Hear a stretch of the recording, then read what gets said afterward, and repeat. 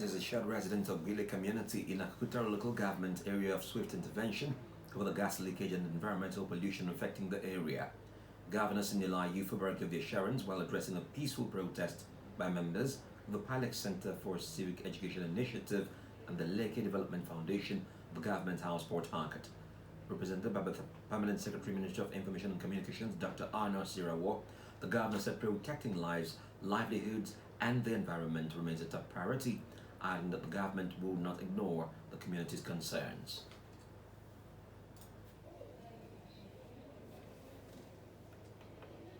And all our people, both in and out of the state, will act immediately to see that River State is safe. The environment is very important. You are aware that part of our activities is season farming is affected. Of course, there will be challenges, but that has to be for us to step up. We are going to step up to act immediately. So let me again thank you for this full demonstration and assure you that this that you presented will be delivered immediately to the government and we shall act immediately. Governor Uwaezuoke commended the protesters for their peaceful conduct despite the hardship caused by the pollution and assured them of immediate attention. Let me commend this delegation and this group for doing the part of this. Of course, from what you've listed here, it was enough for you to start violent demonstration. Because the situation where people can no longer drink water, they can't fish, they can't carry out some legitimate activities because of pollution calls for serious action. But they chose the path of peace. That is the path of our governor, and that is the path of River State. So let me congratulate you and commend you for doing this part. Be assured that the River State government has the responsibility to protect the lives and property of our people. Earlier, coordinator of the Pilot Center for Civic Education Initiative, Courage in Suramavu, described the gas leakage as an environmental and public health crisis affecting Lile, Rikwaku, Ebubu, and Elelewa communities. He called for the immediate relocation of affected residents and greater transparency in the management of remediation funds under the Petroleum Industry Act. Meanwhile, 7 days after a five-story building collapsed along the Peter Audley Road in Port Harcourt, concerns are growing over the delay in rescue operations, with residents fearing that more victims may still be trapped beneath the rubble.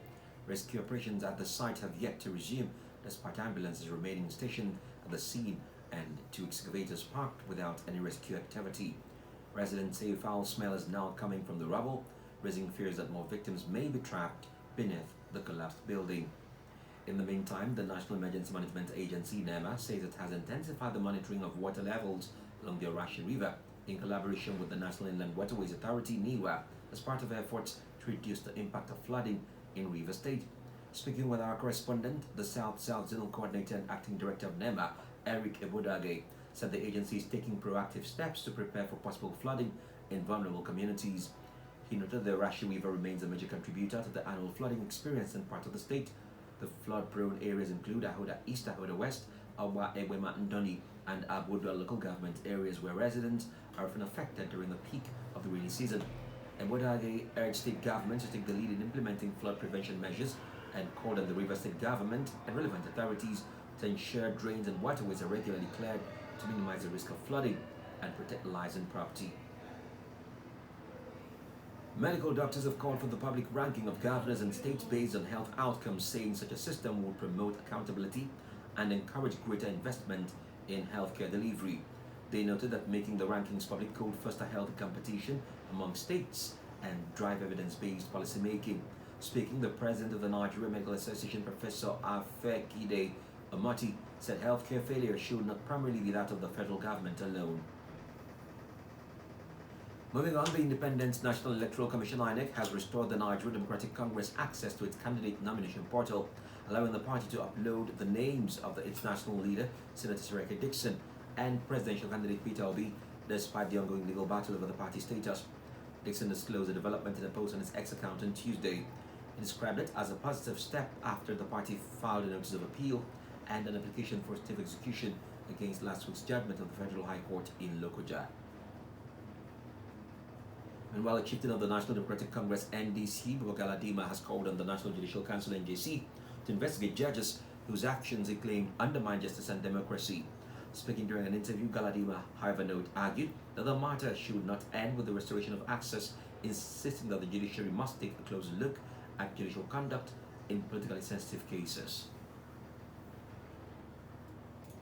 We learned that us a code yesterday to upload our candidates, but it should go beyond this. I think the NJC is an institution, should do a soul searching and really look at some of these judges in the face and deal with them, not only punish them, but send them to jail because they are destroying the country. Any country that there is no justice, where is in trouble, and definitely some of us would not want to see Nigeria being dragged into that situation because we're too old to run.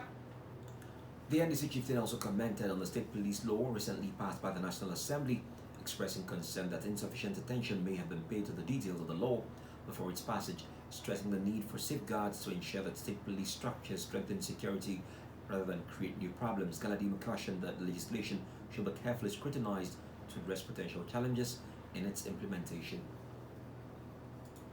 I'm not very much concerned because most of the characters in the National Assembly were not matured enough when the Native Authority police was used by the Native Authority or the regional governments of that time. If they knew, they wouldn't have put their fingers into this. And I assure the country that those who have a hand in this will get dearly in the hands of state police. I'm sure some of the members of the National Assembly, when this law is passed, will never have the chance to visit their states. For some of us, there is nothing we have not seen, which we are going to see again. Galadima alleged that many Nigerians feel alienated, intimidated, and dissatisfied with the current state of affairs, warning that persistent disregard for public concerns could have serious consequences for national stability. Whenever a citizen is dissatisfied, whenever a citizen feels alienated and intimidated, their vote comes in and sorts out the Nigerian problem. We are very fast approaching that stage, and I'm afraid that those who run this country, that they are doing a lot of harm to themselves by bastardizing institutions of government. Look at what the INEC has just done to the NNPP, which has gone unnoticed. Galadima urged government institutions to act responsibly and protect democratic principles, warning that continued weakening of public institutions could further deepen citizens' distrust in governance.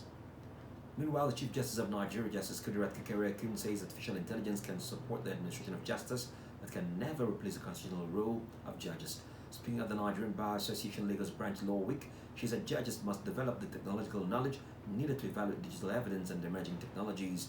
Justice Kekereekun, however, stressed that judicial decisions require human reasoning, constitutional interpretation, and the balancing of competing rights.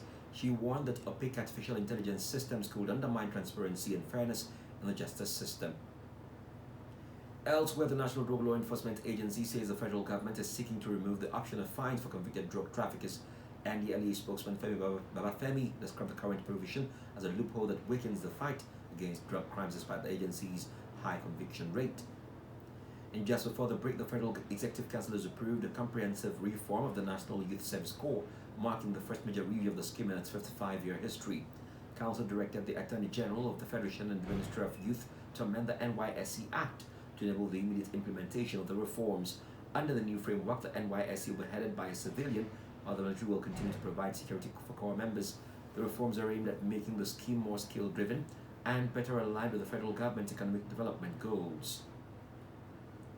You're still listening to the news at noon on Wave FM 91.7 Port Harcourt. Up next is foreign, business, and other reports. Do stay with us.